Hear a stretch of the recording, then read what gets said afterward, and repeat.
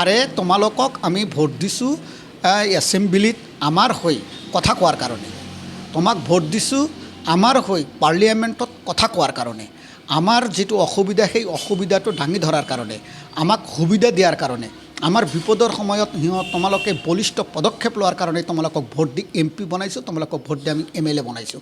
কিন্তু আমাৰ অসুবিধাৰ সময়ত তোমালোক নিশ্চুপ কিয়? তোমালোকৰ মুখত চেল'টিপ লগাই বহি থাকে কিয়? এইটো হ'ল ডাঙৰ প্ৰশ্ন।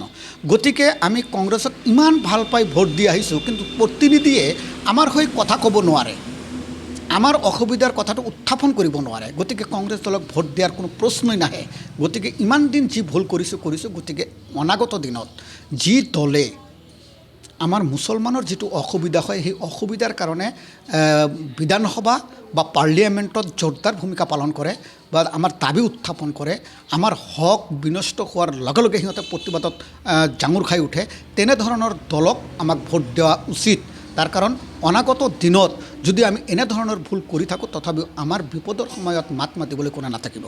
গতিকে আমি এনে দলক ভোট দিম যি দলত আমাৰ জাতিৰ কোনো অসুবিধা হোৱাৰ লগে লগে বিধানসভাতেই হওক বা পাৰ্লিয়ামেণ্টতেই হওক মানে জোৰদাৰ ভূমিকা পালন কৰিব পাৰে। আমি সেইজন ব্যক্তিক বা সেই দলক আমাক সমৰ্থন কৰা উচিত। ধন্যবাদ।